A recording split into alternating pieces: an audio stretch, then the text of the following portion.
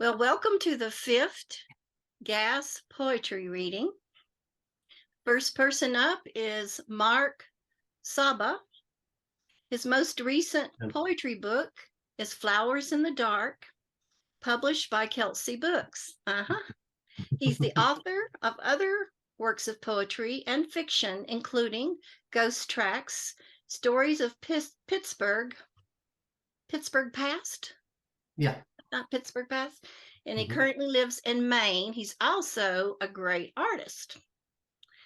Okay, you have the floor, Mark. All right. Thank you for the introduction. It's nice to see everyone here and meet you, Belinda, finally. So we've been communicating for a while online. This first poem is called Family Reunions. It's about immigrants. It's the 62nd year family reunion. Progeny of 12 siblings, over 100 in attendance on a beautiful day in Pittsburgh. The smoky sky now clear. Lots of kielbasa on the grill. A softball game. Well-attended keg. Water balloon toss. On the banner, steamship tickets from Bremen, 1903. A Croatian town of origin. Marriage certificate. Naturalization papers. The party goes well into evening. Beer keg tapping dry. Obligatory shots of Slivovica.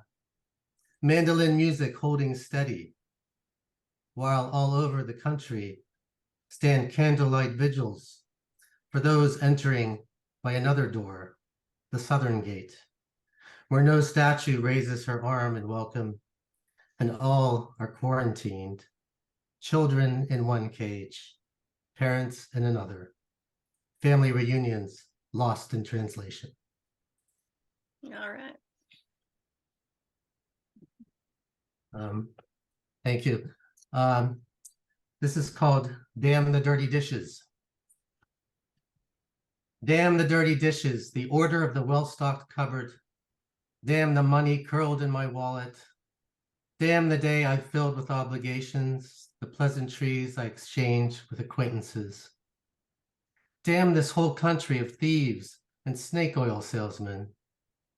Damn my stomach that always demands to be filled. Damn the flowers in the vase that are so out of season. Why am I not standing, sitting, or running with arms wide open? Why do I not call my best friend from college to tell him I loved him? That I ache to repeat conversations that took time away? Why not shout loudly, repeating ad infinitum that there is nothing but love in this world? Why not shake everyone I meet by the shoulders and say, don't you see? Don't you see? All right. And this is I'll end with this one, another short one. I am married, by the way, so we like to make puzzles together. And I was just thinking about the whole psychology of making puzzles with your partner. It's called Puzzles We've Made. First, the corner pieces, the periphery of straight edges, connections. Then the areas of color, rough spots still hidden, though clearly defined. Afterwards, the expanse of desolation, attention to minutia. So many particular shapes, nicks at their edges and voided centers. How will we survive?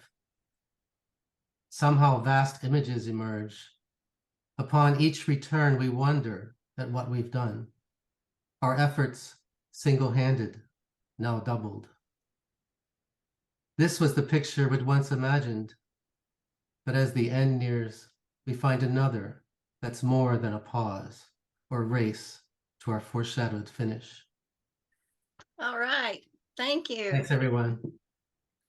Thank you. All right. Oh, I just wanted to mention that I'll put the name of the book in the chat, but Kelsay Books actually made a little poetry video of me reading two of my poems, and it's really nicely done. So if you'd like to see it, you can just go to their site and it's on their blog or something. Okay. So I just wanted to mention that. All right. Thank you. Mm-hmm. All right. Next up, we have Lennart Lennart Lundh. He's a poet, photographer, historian, short fictionist whose work has appeared internationally since 1965. His current project is Poems Against Cancer, 2023, an annual poetry 30/30 fundraiser for the St. Baldrick's Foundation. All right, welcome, Lennart. You're on. Here I am, live and sort of in person from southwest coast of Lake Michigan, just outside Chicago. Okay, friendly spirits. I'm sitting on the doorstep of my father's simple timber house, looking down the dusty road to where my friends are playing on the freshly harvested fields. On some other day, I might run like sunlight to join them, to hunt pretend tigers or explore some unknown world.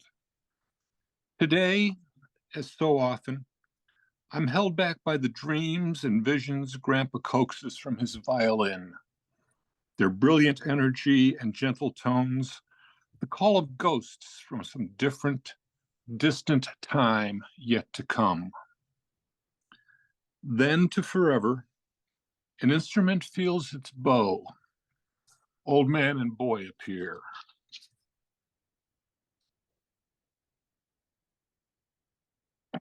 I fell asleep with the window open, a rare treat in a Midwestern April, landing in another dream of you. This time not in our bed, but standing on the gray walk to your door, on my tiptoes to reach you on the bottom step. Your arms flawlessly smooth, your breasts when I pressed against you firm and cold as though taken from freezer just then. And when I touched your lips, they were so terribly dry, sucking all the passion from my mouth as if fossilized bones being tested for truth. Holding my tongue with no return of yours, all this making me ache because we were once so in love. And I guess it rained while I was sleeping, leaving dying drops on the windowsill and impossibly immortal tracks on my cheek. And on the concourse, after the 1959 photograph by William Klein of a man wearing two hats. The room goes on forever, the back wall forming a horizon, the wide arched ceiling set atop windows over faceted windows, high enough to mimic heaven as announced by any cathedral. Everything and everyone within is a study in light and shadows, of Babel's amplified echoes, motion made fluid when captured. Except, that is, for a seated woman, all but hidden in black and white as she stares at her husband, and he stands frozen, digging deep for keys or tickets or a match, bent at the waist the better to see. There's a mystery here still, deep years later. He wears two fedoras. We can never know the reason. We will always scratch that itch. All right. Thank you all very much. All right. All right. Next, I have Linda Wlodyka. Linda. Hello, everybody. Hi. Linda has published 3 poetry chapbooks in the mid-2000s and just completed her manuscript titled Waterscape as an upcoming 4th chapbook. A full-length collected poetry volume is in progress. Linda's poems are widely anthologized. Welcome, Linda. Hello, everybody. So Karen, I'm guessing you're from Western Mass too, right? I live right across the border in Connecticut. Okay, because I know of that event that went on today. I didn't get there, but I'm in Berkshire County. Oh, okay. Yeah, I'm on Okay. the other end of the state. I'm in the northeast corner of Connecticut, so I drove an hour to get there. It was a lot of Oh, fun. okay. I've seen you on other Zooms and around. I don't know exactly everywhere, but yeah. Yeah, I Okay. recognized your name too, so it's nice to Yeah. see you. Yeah. Okay. So, my first poem was actually published recently by George Wallace on Long Island at Walt's Place. He has I think it's a local Long Island newspaper, and there's Walt's Corner, and George Wallace collects up poems from time to time and puts them in there. So I actually have a newspaper with my poem in it. It's like a real big deal, it's a newspaper. So it is not love, but it contains loveliness. An aura surrounds my state of being, like a margin without boundaries. It is pure intoxication. There is sunlight, breezes, and the gentle sound of water. It is not love, but it contains loveliness. I feel its caress against my cheek. It mesmerizes like an eternal flame. It is a vibrating presence. Its atmosphere is silvery blue. Instead of clouds, I see feathers aloft. Steady like a continuum, I hear humming. The pitch changes with the volume. I see shapes evolve, then dissolve. I am lifted into a rainbow's arc. I feel wet drops on my hand. It is comforting. I remain in my aura. Neither stupefied nor amazed, I exist with hopes that I will never enter reality again. Yes. The second poem is Colorblind. And just so you don't lose track, when I mention Van Gogh's bedroom, are most of you familiar with the painting that he did of his own bedroom? Okay, so that's what I'm referring to. Colorblind. Drops condense on my etched goblet. It's summer, you have moved even further away. It's not relevant since my awareness is limited by what I've misinterpreted. Instead, I am stimulated by future events, the color of your poems. Happenstance creates opportunities. A row of chairs is full, save one empty chair next to you. When hesitation leaves me speechless, I pivot to turn away. You tap the chair, say, sit here. It's not taken. I oblige. Nearby, red raw iron handrails connect to stage's banister. A purple and pink polka dot doll is propped upon red truck. She peers between each spindle, cries out, Mama, while spinning tires struggle to climb up green ramp. I presume a prop for another performance. You turn to me, place your latest book in my hand. Your cover art resembles Van Gogh's bedroom. Instead, yours is neutral, black and white. You whisper that you will be signing copies at the cafe nearby tomorrow. My first instinct is a congratulatory gesture, a handshake. I smile, place my hand on yours. You tell me what time to meet you tomorrow. I nod. I notice the cafe is titled The Colorful Mug. I order an Irish cream. Adore the mug's green shamrock, its tartan plaid. You hand me an autographed copy of your book. Pulling colored pencils from my orange purse, Van Gogh's room becomes a bright fortress. I hand you pencils. Every cover evolves into an overture of brilliance. I read the word, colorblind, that you write boldly above Vincent's bedstead. And I have one little 2 stanza poem I'll read you, and the name of it is Placebo. Inside all this want, a cure. Remain silent, feel ill-disposed, admit risk, then flourish. The fact of the matter is, what you swallow ends up as the end result. Warranted or not, the placebo inside you yearns to be authenticated, like a void filled. All right. Thank you. Thank you. Okay. Next up, Kevin Zepper. Kevin is an instructor at a Midwest university. His most recent chapbook, The Shaman Said, was published February 2023. This is his 5th chapbook. He also has a book-length collection, Moonman. When he's not writing, he snaps photos, makes music, and acts. And apparently, I sort of kind of published him in 1983. Okay, it's all yours, Kevin. Thank you very much. Treetop Church Bell. Treetop Church Bell. For the next hour, I reverently request your silence. Please abstain from your clarion call in blessed brick obelisk. Listen. Listen with me. The songbirds' rondos, the lush bouquet of songs, the chanting cicadas, shaking their shamans' rattles, the cardinals trilling and warbling over tall pines, the choir of excited sparrows.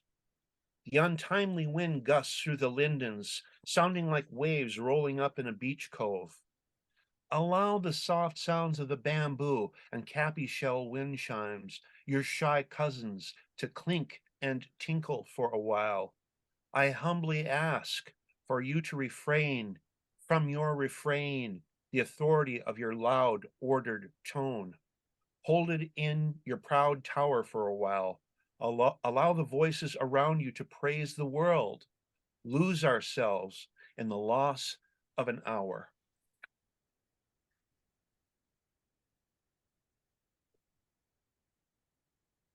Lonely wound.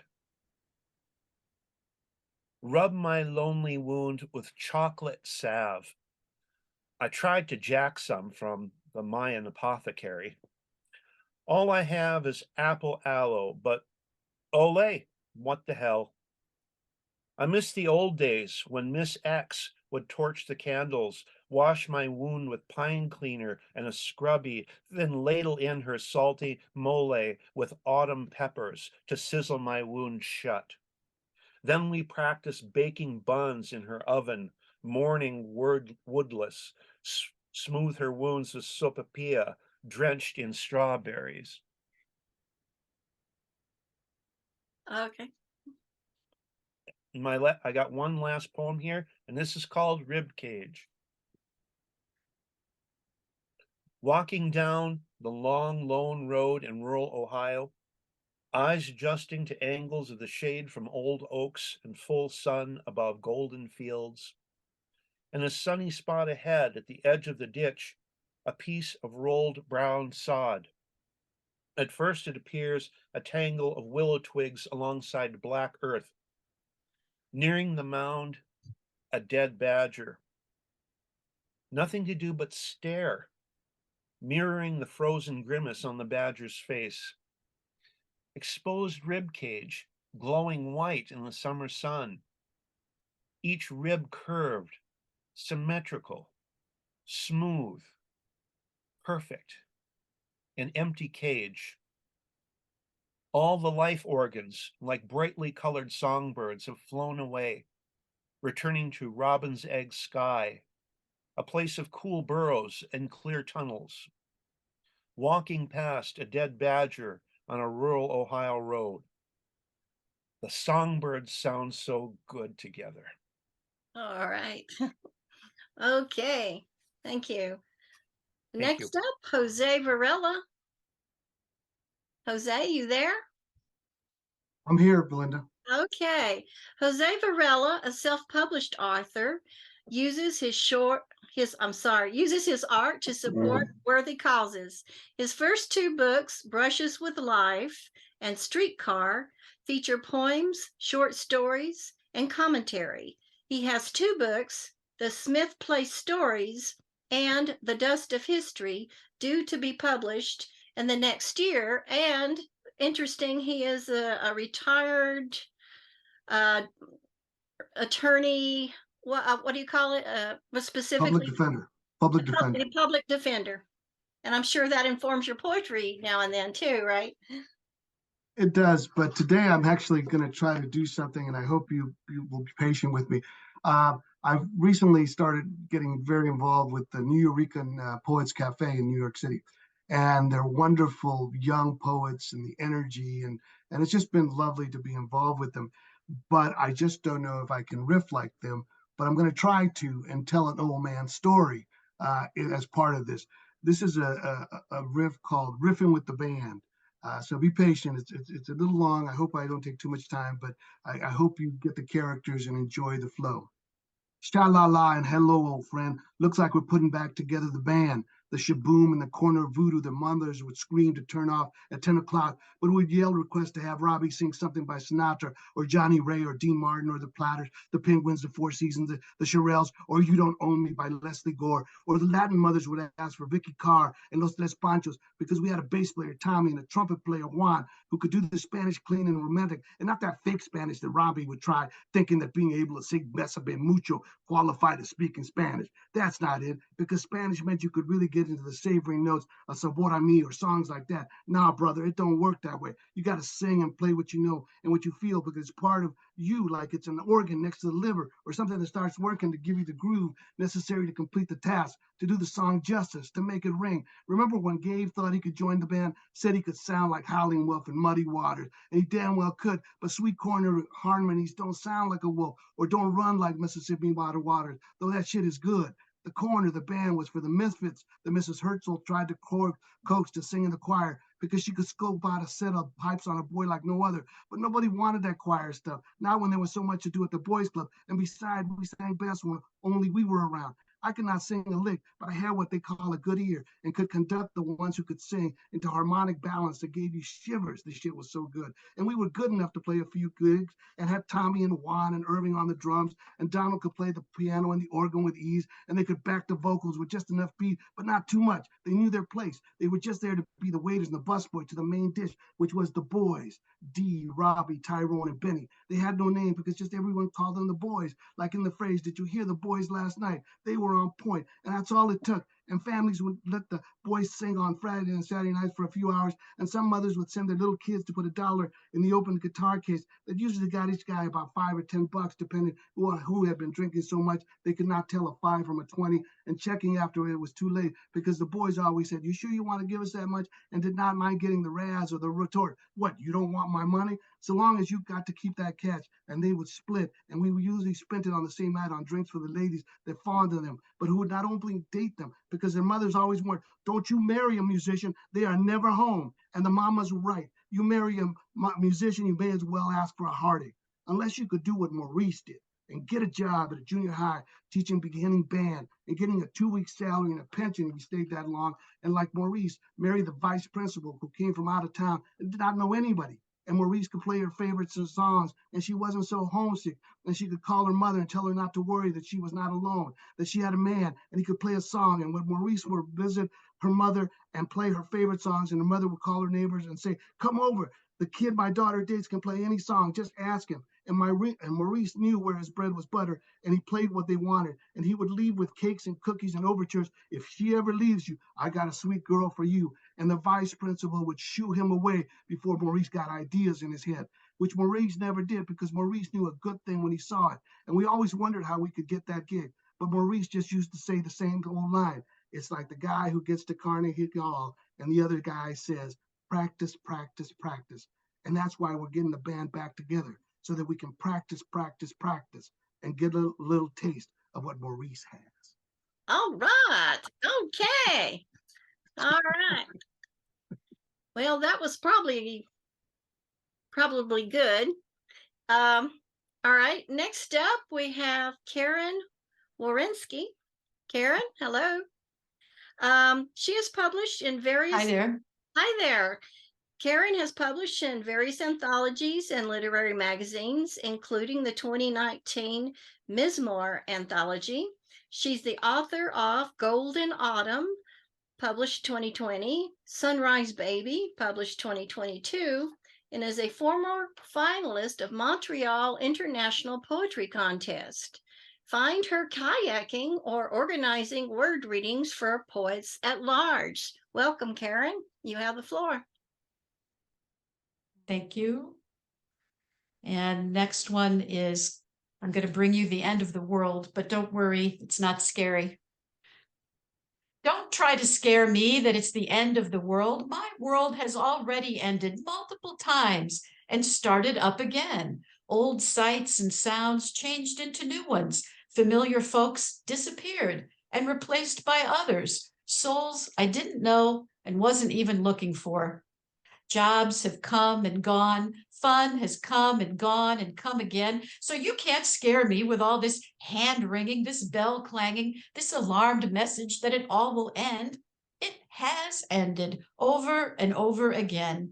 And I have learned to hang on to what's meaningful as I hurl through this carnival ride, taking it all in, eating my cheddar cheese popcorn, drinking my Miller, sometimes a Guinness, sometimes a Blue Moon.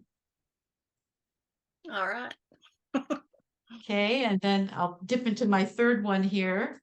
And this is a kind of a political comment, a little more serious, based on some of the things that have been happening in our nation, and it's called Things Get Lost.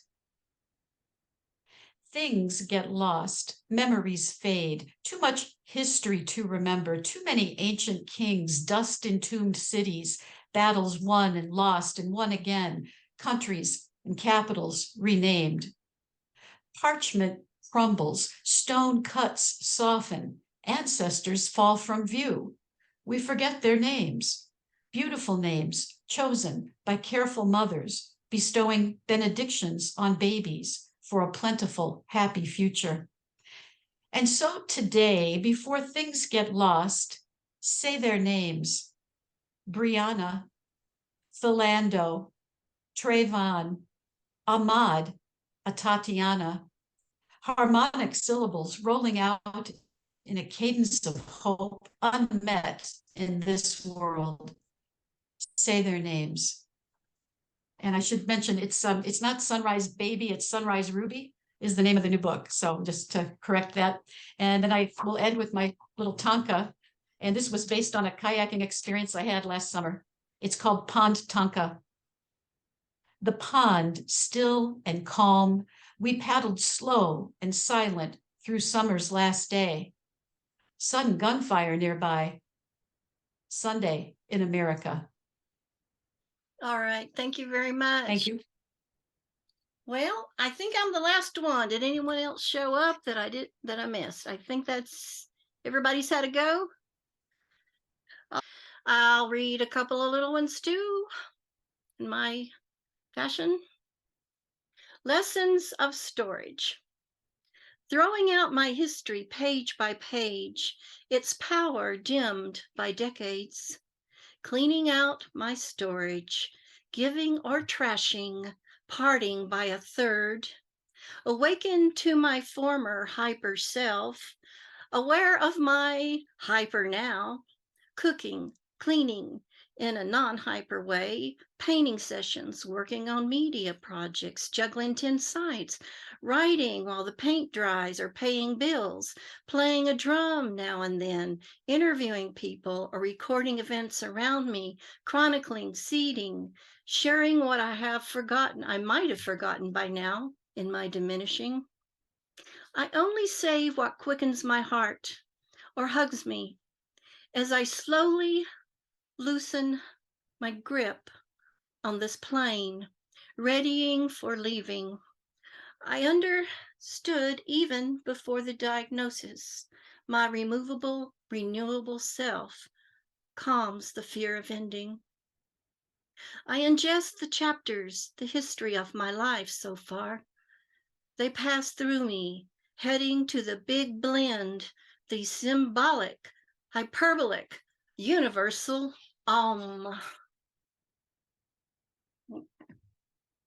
Crone and the accordion of age. Under the projected stars and recorded rain, in the streaming forests, magically delicious or delightfully insane on an arbitrary scale, I never knew memories would haunt me and teach me in the age of wisdom as my body diminishes and friends and relatives die. My fear of transition never goes away, but it is less acute some days. On the edge of nuclear war, dictatorship, society breaking down into tribes, ready to sort and kill by labels, I am almost ready to ascend through the stars on my ceiling and color-changing nebula, while Alexa Robot sings to me in rain. Okay, one little bitty one. Eternity. Thanks. Life and death, dichotomy, yin, yang, front and back, roots and branches, segments, webbing through eternity, above and below, dark and light, multi-cultures, multi-tongues, multi-orgasms. No single thing is true. Everything is. All right. Thank you so much. I enjoyed it. I just loved it, really. And I'll have this up really soon, probably tomorrow, and I'll tag you. Okay? All righty. Bye-bye.